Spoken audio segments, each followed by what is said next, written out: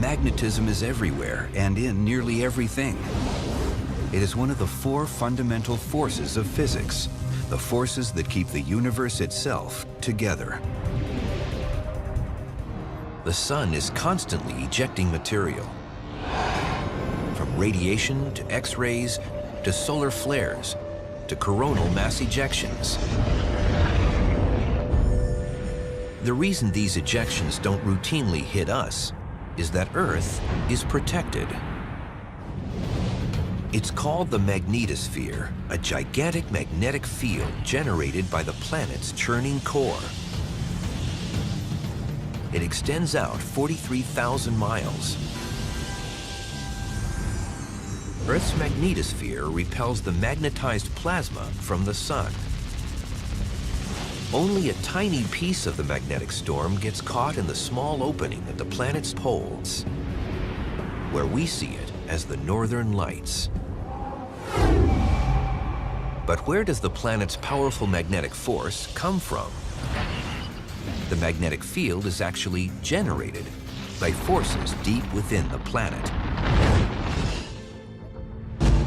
Earth's magnetic field is not a stable, static thing. It's changed quite a lot over time. Earth's magnetic dynamo can change direction. The North and South Pole can literally flip. Exactly what causes the poles to reverse is not completely understood. All we know is that it happens.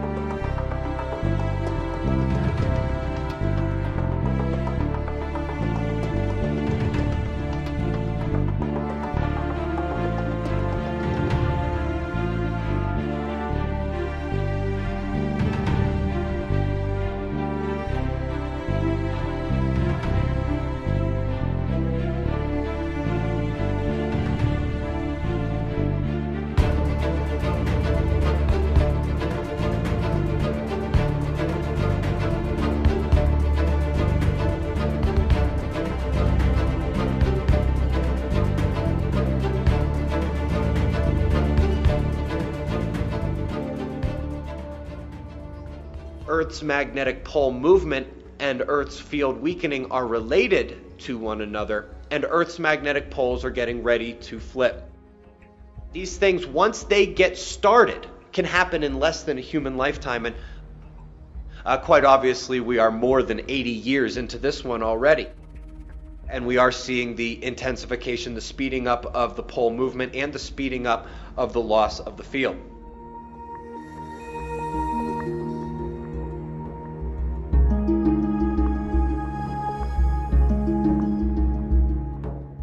Our sun's magnetic protective bubble is dropping in strength, and that is expected to continue as well. We are right now coming out of the grand solar maximum since the end of the glacial period. We are about to see a tremendous drop into grand solar minimum. A weaker sun means less magnetic protection from the rest of the galaxy, and again, those far away. The only thing stopping energy from space from having a greater hand in Earth's electrical processes is the magnetic field. Everything about the electrical processes of earthquakes is going to get a boost as Earth becomes more exposed to the galaxy and beyond. The best summarization of the air shower cosmic ray effects is electric. more lightning storms, more lightning strikes, stronger lightning strikes, more cloud cover, and higher variability of that cloud cover, easier freezing of supercooled water into more, larger hail. And there is even considerable evidence growing in regard to wind speed correlation with solar wind parameters. All the things that make these correlations true have to first overcome the magnetic shield of our planet, and in terms of cosmic rays, the sun's magnetic shield as well. That means that the weather can only intensify as the electric cascade from space intensifies.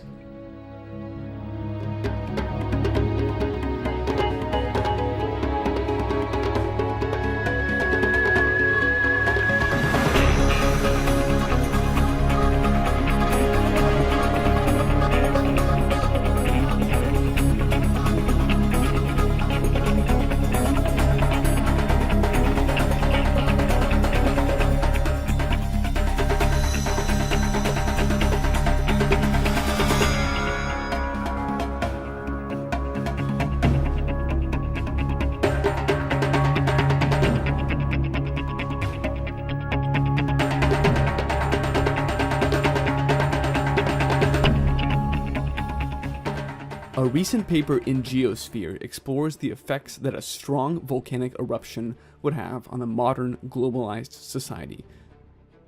I am of the opinion that this is very likely to happen very soon, because I will go the extra step and tie eruption activity to galactic cosmic rays, which we know are on the increase. And that's a well-established fact. That increase in galactic cosmic rays is going to be amplified as far as the way we feel it here, because we are also simultaneously losing our magnetosphere. So these things combine, and that means that we're experiencing drastically increased galactic cosmic rays here on the surface of our planet.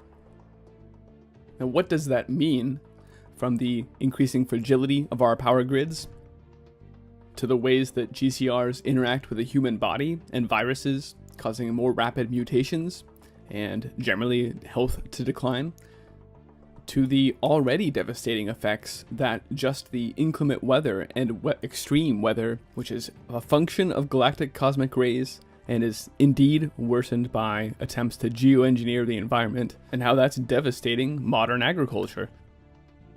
We also know that we saw studies and announcements accompanying those studies towards the turn of 2018 that indicated there would be an uptick in seismic and volcanic activity, although they attributed that in absolutely farcical fashion to global warming and the reduction of glaciers.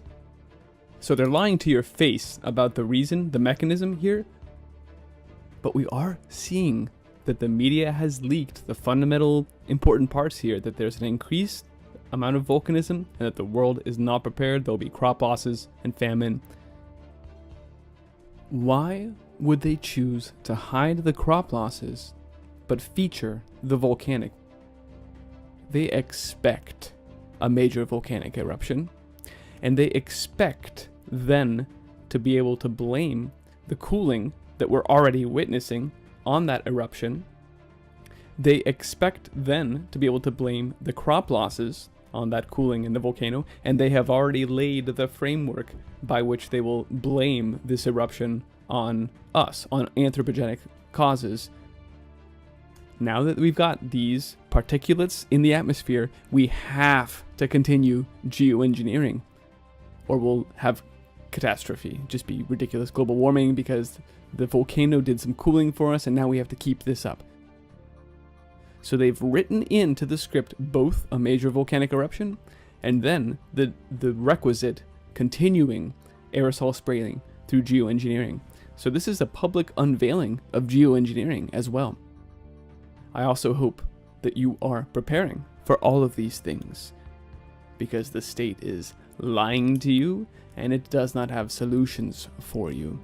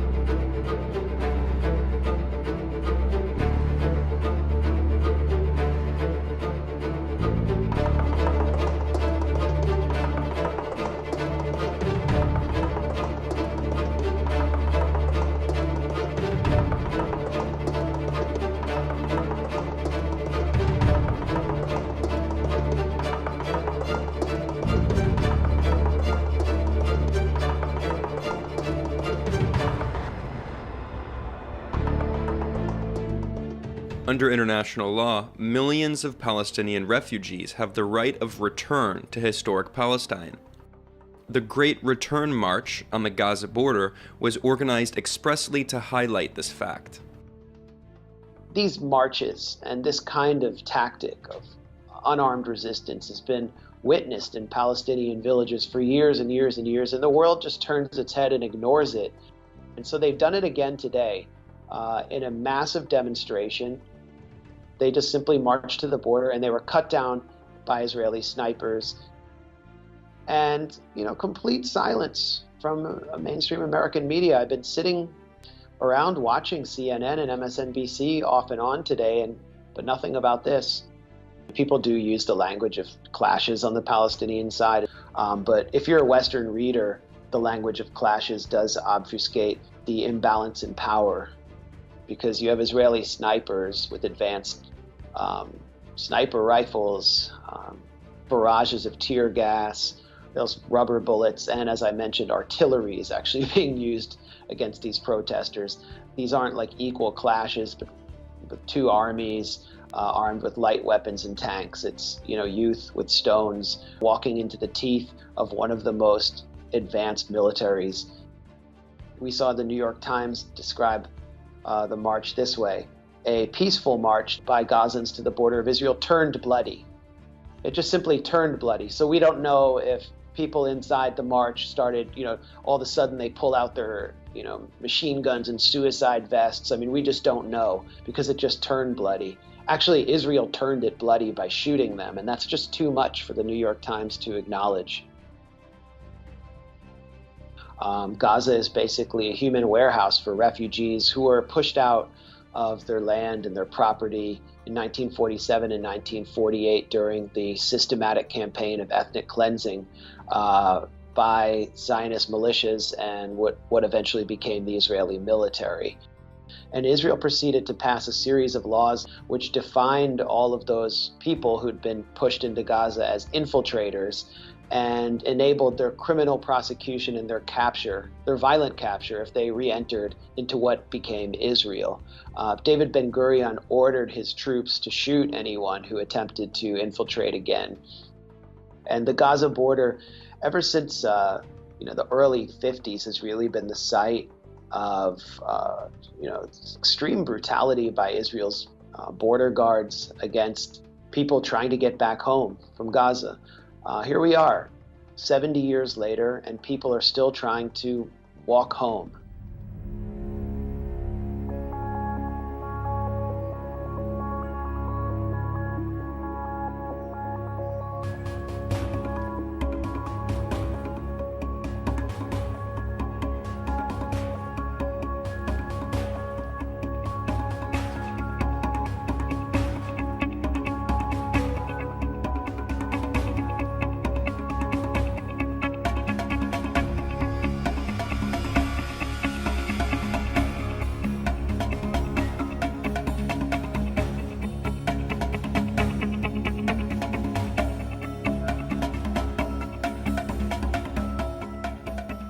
When there is dissent expressed in the United States against policies of the Israeli government, people here are called anti-Semitic. What is your response to that? It's a trick. We always use it. When from Europe somebody is criticizing Israel, then we bring up the Holocaust. When in this country people are criticizing Israel, then there are anti-Semitic. And the ties between Israel and the American Jewish establishment are very strong. They have power, money, and media and other things, and they are not ready to hear criticism. And it's very easy to blame people who criticize certain acts of the Israeli government as anti-Semitics, and to bring up the Holocaust and the suffering of the Jewish people, and that justify everything we do to the Palestinians.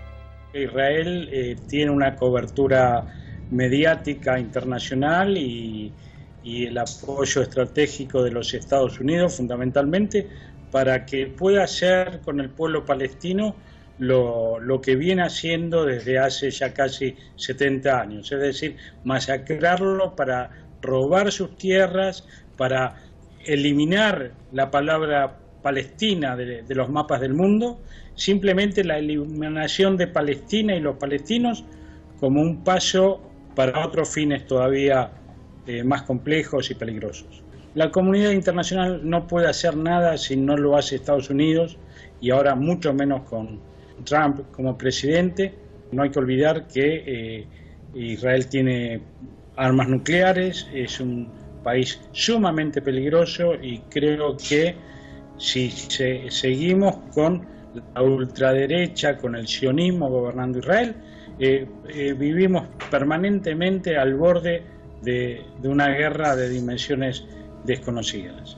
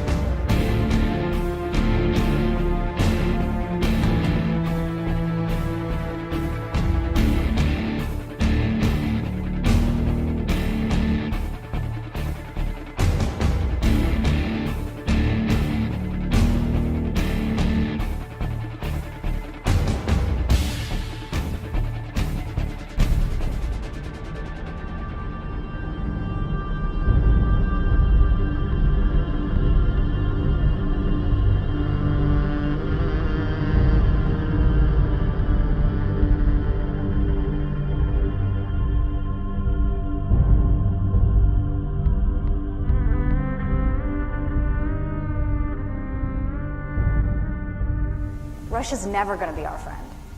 But having said that, that doesn't mean we don't want to work with them.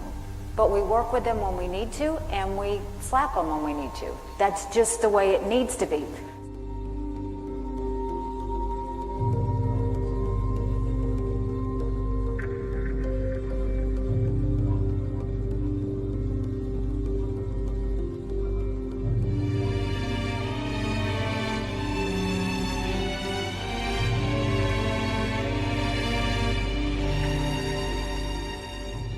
Я думаю, что мы в определенной степени присутствуем при таком совершенно уникальном моменте. Мы никогда не были... Мы знали из истории, например, упадок Римской империи. Мы читали, что это было 2000 лет назад. На самом деле, примерно то же самое мы наблюдаем сегодня в отношении того, что происходит с Западом. Ну, я по-человечески, кстати, понимаю, в течение 20 лет фактически полная гегемония, полная. Злейший соперник повержен. И кажется, что повержен до конца. Можно делать все, что угодно. Можно, например, уничтожить Югославию, Сербию привести, всегда непокорную Сербию привести в порядок. Можно полностью уничтожить весь Ближний Восток. Все страны, которые представляли хоть какую-то самостоятельность в политике, как Ирак, так сказать, Ливия, Сирия, все сделано, все полностью переформатировано так, как это.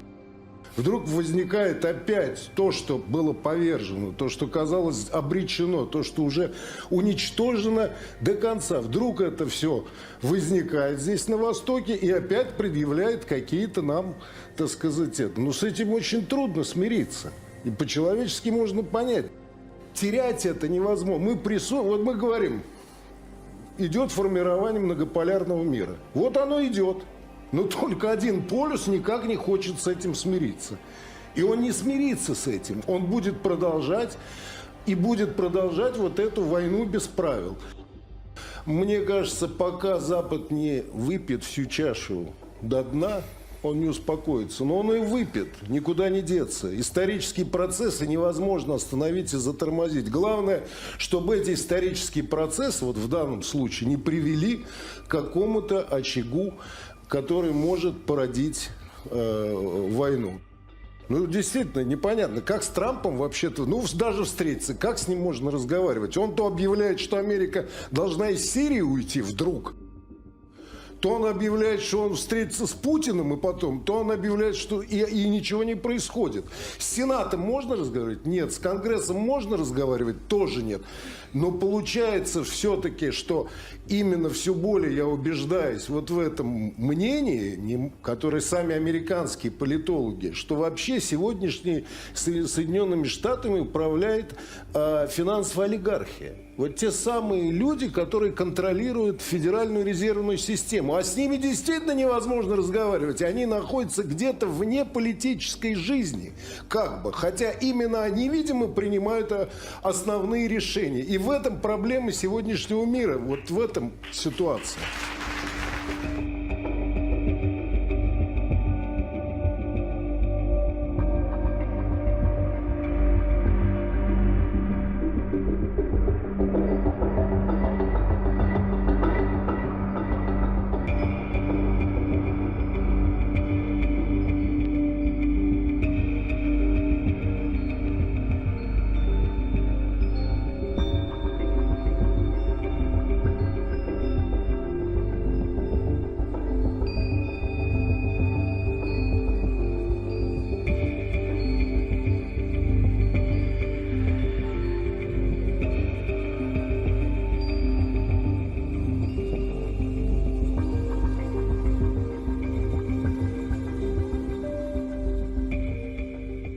What is Washington trying to do? Trying to make an enemy out of a country that can destroy the United States?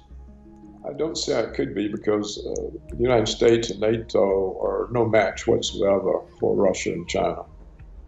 I think maybe what Washington's trying to do is to convince those Russians in the government in Russia and among the financial, economic elite that if they don't somehow get rid of Putin, they're going to have all their relationships cut off with the West.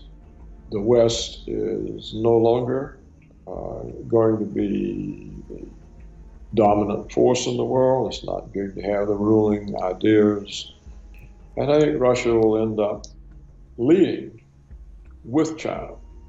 The trade in Chinese-Russian currencies among themselves and the expansion of this into other parts of Asia, this will reduce the dollar area of influence. It will reduce Washington's power to bully those countries, and it will cause a drop in the demand for dollars anywhere in the West. There's none.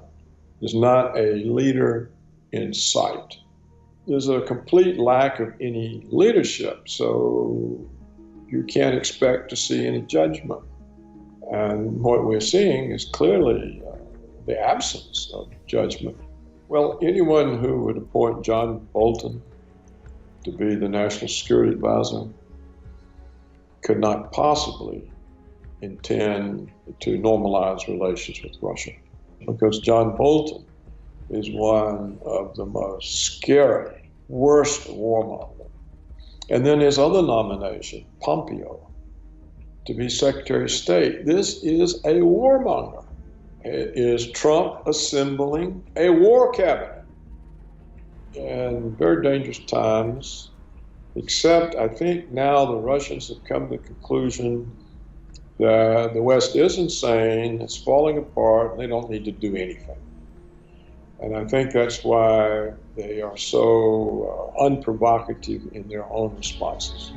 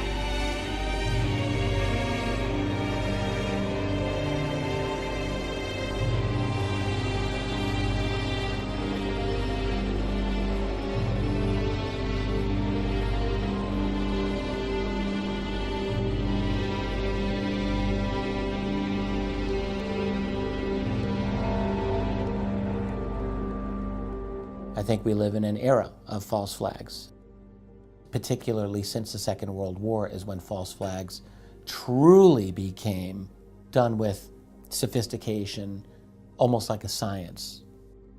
And the leader of them is certainly the United States.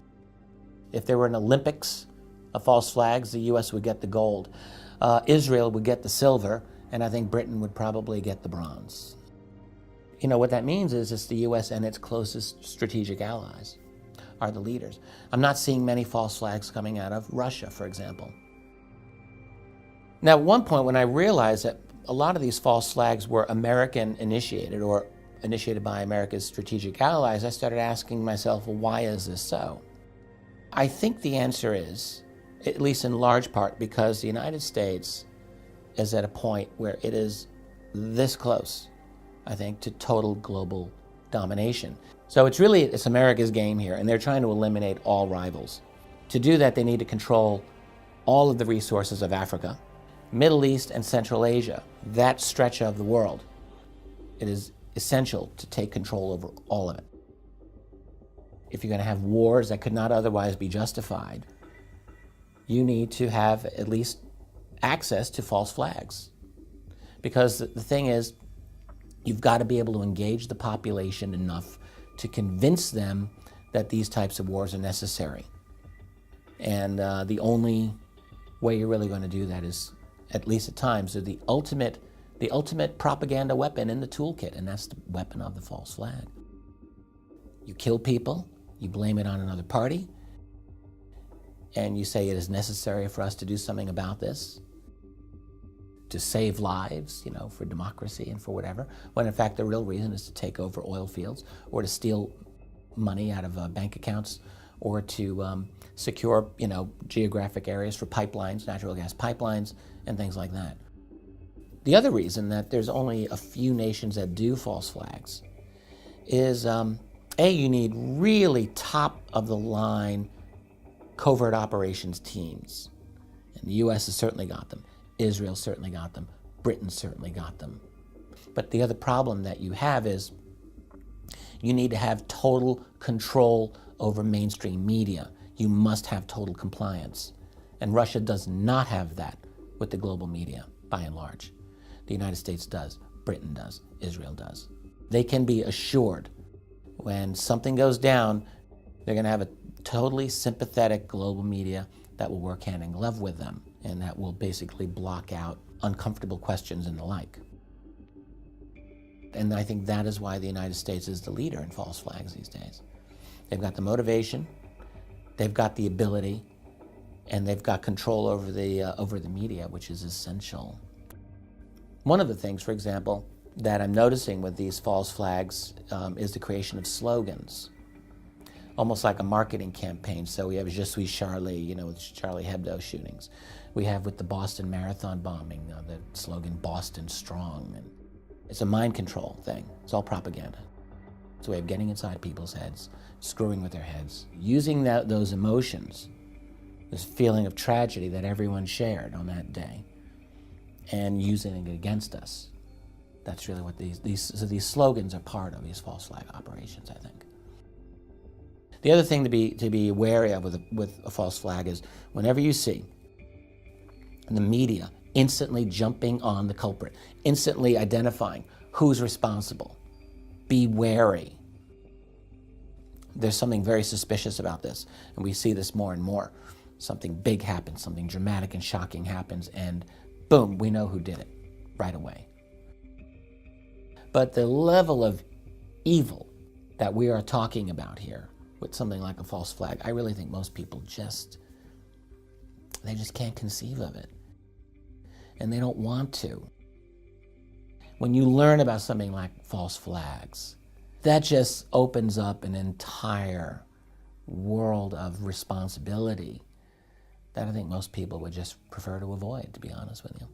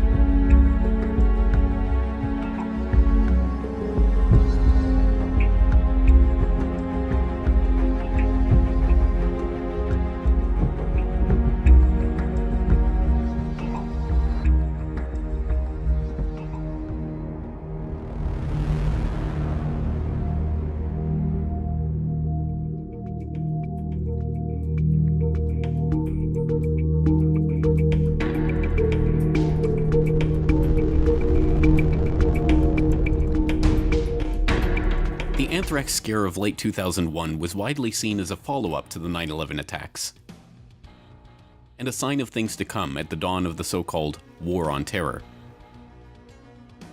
Beginning in late September and continuing for several weeks, multiple anthrax-laced letters were mailed to various media offices and the offices of 2 U.S. senators, killing 5 and injuring 17. It did not take long, however, for the neocons in the Bush administration to start insinuating that the anthrax scare was tied to their 2 favorite boogeymen, Saddam Hussein and Osama bin Laden. And this fit with a narrative which certain people had been trying to push from very early.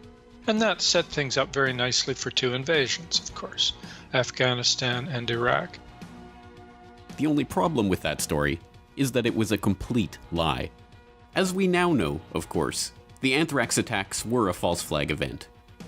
By early 2002, it was confirmed that the anthrax had sourced to the U.S. Army Medical Research Institute for Infectious Diseases at Fort Detrick, a key facility within America's own bioweapons program. And that false flag was aided by the government officials and corporate media talking heads who were happy to propagate this false story in the lead up to the war in Iraq. The legacy of that war remains with us today. The Middle East, including Iraq itself, remains in chaos, a direct result of the illegal invasion and occupation of that country. An invasion and occupation that was sold to the public on the back of brazen lies and outright fabrications. The anthrax attacks themselves remain a case study in how a false flag event can be used to whip the public into hysteria and be led into supporting illegal wars of aggression.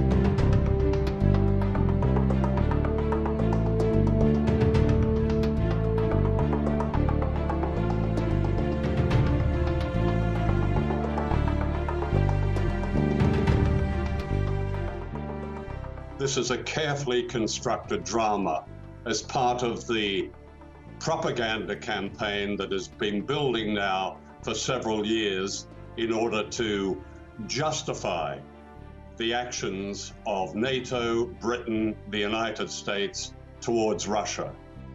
Most people don't understand these dangers, the dangers of this propaganda. Russia's nerve gas program, its active Novichok program, was verified as destroyed in September 2013 by the United Nations watchdog. Unlike the United States, that is still to be destroyed. Porton Down, a few miles from where Skripal and his daughter were found, has a long and sinister record with nerve gas and chemical weapons. There is no evidence, and this is so dangerous, with Russia being effectively pushed into a corner with these accusations. It's part of a propaganda campaign. I can tell you that. I'm a journalist who's spent almost all my career working in the mainstream in Britain. This is a propaganda campaign promoted specifically in the media and in the government. Russia's request for a sample of this nerve agent has been turned down. The British police have made no commentary on this. This is extraordinary. So you have an attempted murder, you have a crime scene, and you have no evidence. And neither do you have a motive. Why on earth would Russia, on the eve of an election and on the eve of staging the World Football Cup, want to destroy, if you like, its international name with such a crime. But there's plenty of motive on the other side. And it's Iraq. If you go back to 2003, that carefully constructed drama saw an invasion of Iraq and the death of up to 1 million people. And we know that was based entirely on propaganda, deception, and lies. That, at the very least, should make us skeptical of May's theatrics in Parliament.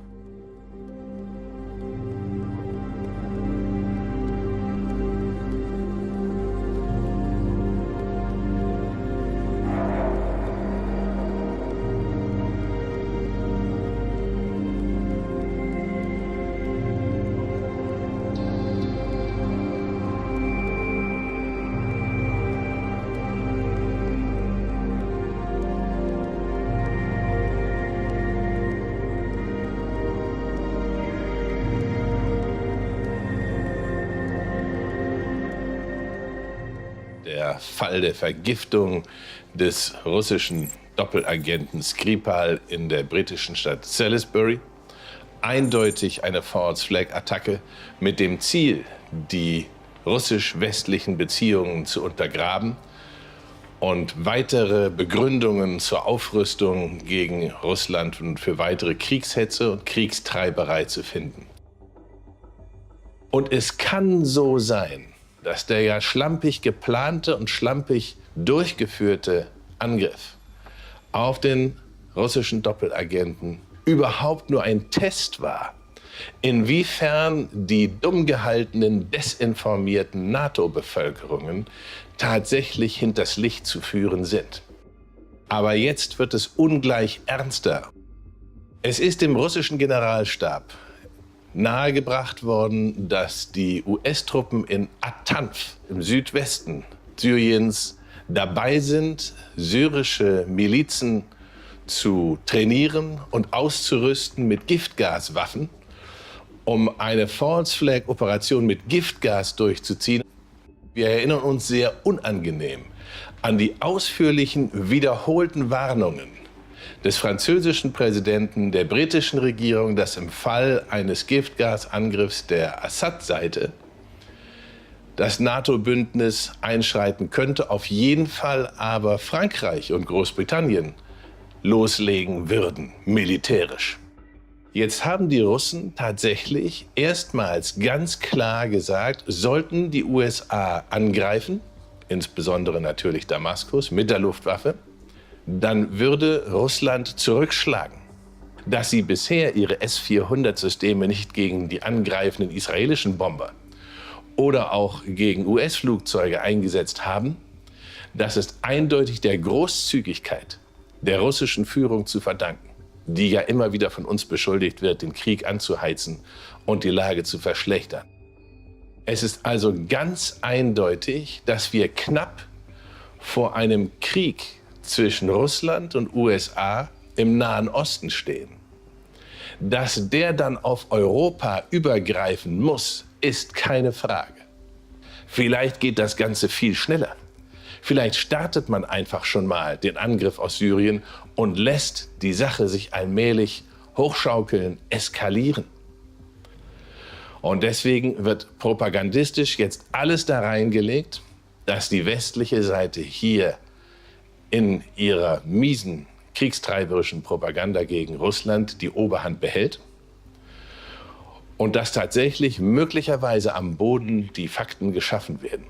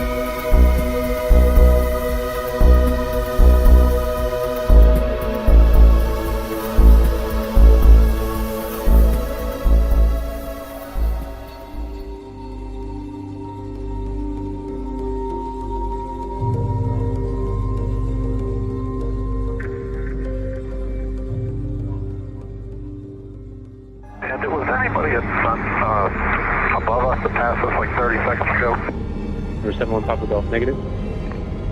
Okay. A UFO. Yeah. At 1095, let me know if you see anything pass over you here in the next 15 miles. I don't know what it was. It wasn't an airplane, but it passed us going the opposite direction. It's Murder 1095. Yeah, something just passed over us. Like a, don't know what it was, but it's at least 3,000 feet above us. Yeah, it passed right over the top of us. Was it a Google balloon? UFO.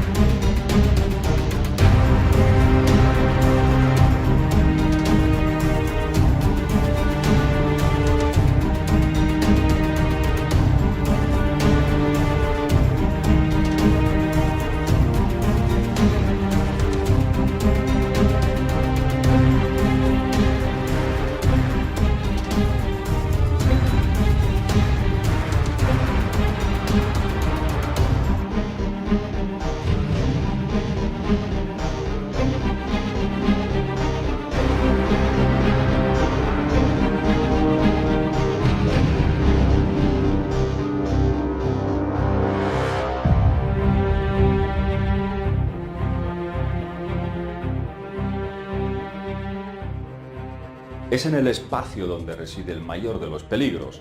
Hablamos de plataformas de satélites militares con capacidad para disparar hacia blancos terrestres, el llamado ataque orbital. Y esto lo tienen las principales naciones del mundo.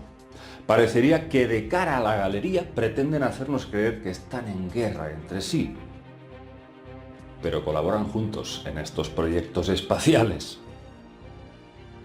siguiendo un objetivo común, un objetivo de defensa del planeta Tierra. Pero claro, la pregunta es, ¿pero defenderse de qué o de quién? Nosotros pensamos que algo se aproxima de fuera. Inteligencias extraterrestres están intentando intervenir en nuestro planeta. Miles de años llevan aquí varias razas alienígenas hostiles que mantienen a la humanidad como una granja de su propiedad. y han dispuesto una serie de sistemas de defensa. Efectivamente, han custodiado fuertemente el planeta, por tierra, mar, aire y también desde el espacio. Ya os contamos que muchos objetos que están penetrando en nuestra atmósfera son catalogados como meteoritos, pero tenemos motivos para sospechar que podrían ser sondas o cápsulas no tripuladas de origen alienígena, es decir, teledirigidas. Hay razas ahí arriba, amigos, que desean ayudar, desarmar a esta élite que colabora con razas hostiles. Por ese motivo, cualquier cápsula extraterrestre que pueda penetrar en la Tierra se intentará destruir. La forma más limpia de hacerlo es con energía plasmática. ¿Y qué es lo que está sucediendo últimamente por todo el mundo? Pues eso, haces de luz han sido vistos por todo el globo. Extraños meteoritos que cruzan la atmósfera acompañados por brillantes rayos de plasma. Está a punto de desatarse una guerra entre la élite oscura y razas benévolas, que vienen a ayudarnos. Oficialmente, el 16 de enero pasado, un meteorito ilumina varias ciudades de Michigan. Los medios de difusión se esforzaron en ocultar lo que vieron los testigos, y se dieron avistamientos en la misma hora en Michigan y en New Haven. Un rayo rojizo atravesó el cielo. Un rayo que caía en ángulo perfecto de 90 grados. Y permaneció segundos así. Esto no es un meteorito. Aquí ha habido un ataque orbital. Quizás desde un satélite militar alguien ha lanzado una ofensiva ante la supuesta entrada de un objeto exterior. Esta explosión que vemos fue grabada desde distintos puntos, la mayoría desde Michigan. Observad el tremendo estallido, pero fijaos en esta filmación. El objeto se detiene y vuelve a subir. Ya me diréis si esto es un meteorito. En el Kremlin circula un informe de las Fuerzas de Defensa Aeroespacial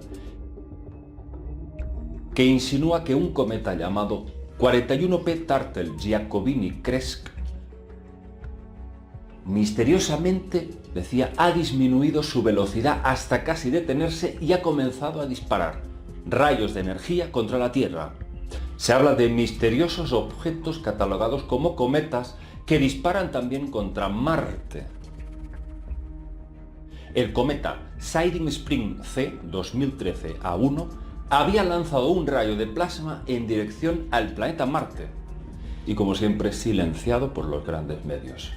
Sin ir más lejos, el pasado 27 de febrero, un equipo de televisión de la Fox 6 grabaron en Milwaukee, Estados Unidos, estas imágenes. Un grupo de luces nocturnas evolucionando sobre la ciudad. La cuestión aquí es que todo indica que dos facciones alienígenas están en pugna. Unas para reforzar este planeta cárcel y otras para liberar a la humanidad. Se avecina una guerra, sí.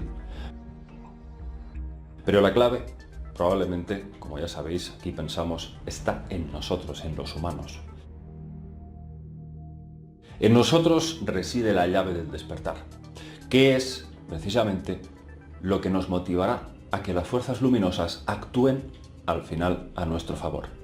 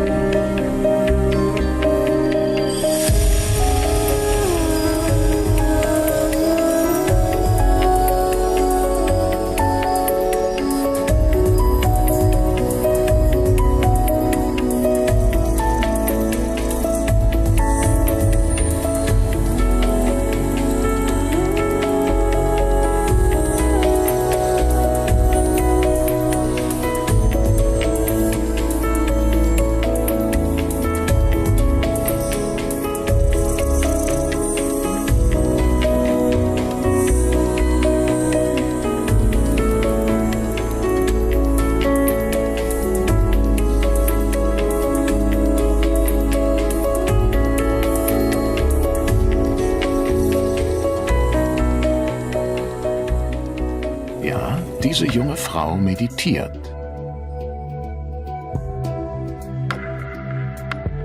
Wie sie schließen immer mehr Menschen auf der ganzen Welt für ein paar Minuten am Tag die Augen, um den Fluss ihrer Gedanken zu unterbrechen. Noch nie waren fernöstliche Traditionen und westliche Medizin so eng miteinander verflochten. Die Meditation ist inzwischen auch in der westlichen Gesellschaft angekommen, da zahllose wissenschaftliche Studien belegen, dass sie wirkt. Sie beeinflusst unser Gehirn und unsere Gesundheit. Was den Geist berührt, berührt den Körper und umgekehrt. Das ist ein fantastischer Dialog. Meditation und Medizin sind in zunehmendem Maße zwei Seiten ein und derselben Medaille. Immer mehr Ärzte lassen heute jahrtausende alte Traditionen in ihre modernen Behandlungsmethoden einfließen. Achtsamkeitsmeditation nennt sich ihre moderne Form, die unsere Aufmerksamkeit auf die Vorgänge in unserem Inneren lenken will, auf unsere tiefen Gefühle und körperlichen Empfindungen. Viele wissen gar nicht, ehe sie selbst zu meditieren beginnen, dass die Meditation eine überaus körperliche Erfahrung ist. Sehr viel mehr als ein tiefes Nachdenken oder Betrachten von Gedanken. Wir hören in unsere ganze Person hinein. Lauschen, was in unserem Körper geschieht, wie wir atmen, wie unsere Gedanken fließen, wie Geräusche auf uns wirken. Im Grunde sind wir unser eigener stiller Beobachter. Wir wollen nichts bewegen, sondern einfach nur im gegenwärtigen Moment sein. Galt die Meditation lange als reine Entspannungsübung oder als eine Modeerscheinung, so wird ihre antidepressive Wirkung heute von immer mehr Ärzten anerkannt. Die Zahl der dauerhaft veränderten Hirnareale ist so groß, dass eine umfassende Bestandsaufnahme bislang schwierig ist. Also stimmt es gar nicht, dass unsere Meditierende nichts tut, seitdem sie die Augen geschlossen hat. Nein, im Gegenteil. Sie stimuliert etwas, das die Fachleute als Neuroplastizität bezeichnen. Neuroplastizität bezeichnet schlicht die Fähigkeit des Gehirns, sich infolge von Erfahrungen oder Training zu verändern. Und die Meditation erlaubt uns, unser Gehirn stärker selbst zu lenken und die Neuroplastizität gezielt zu nutzen. Die Meditation ist inzwischen wirklich Teil der Medizin. Sie ist keine Alternativmedizin, sondern wird zunehmend Standard. Damals erklärten die Behörden zum ersten Mal Stress zu einem der größten gesundheitlichen Risikofaktoren. Mit anderen Worten, einem Hauptverursacher von Krankheiten. Es ist, als verfügten wir über ungeahnte Ressourcen, die sorgsam in den ruhigen, entspannten Regionen unserer Psyche verwahrt sind. Als würde uns die Meditation die Tür zu einer Art inneren Apotheke öffnen. Dass Meditation unser Erbgut und unsere Zellgesundheit positiv beeinflusst, gehört zweifellos zu den spannendsten wissenschaftlichen Erkenntnissen der jüngsten Zeit. Sie könnte langfristig das Interesse an den fernöstlichen Geistesübungen noch verstärken. Auf den ersten Blick fällt es schwer, sich vorzustellen, dass wir mittels Meditation auf die DNA-Stränge einwirken können, die in jeder unserer 100.000 Milliarden Zellen liegen. Fast alle Ergebnisse deuten darauf hin, dass etwas sehr Interessantes vor sich geht, wenn wir vom Tun ins Sein kommen. Und zwar in unserer Biologie, unserer Atmung, unserem Gehirn, unserem Genom und den Telomeren, also an den Enden unserer Chromosomen. Eine Medizin für Körper und Geist, die ich gern als Medizin des Seins bezeichne.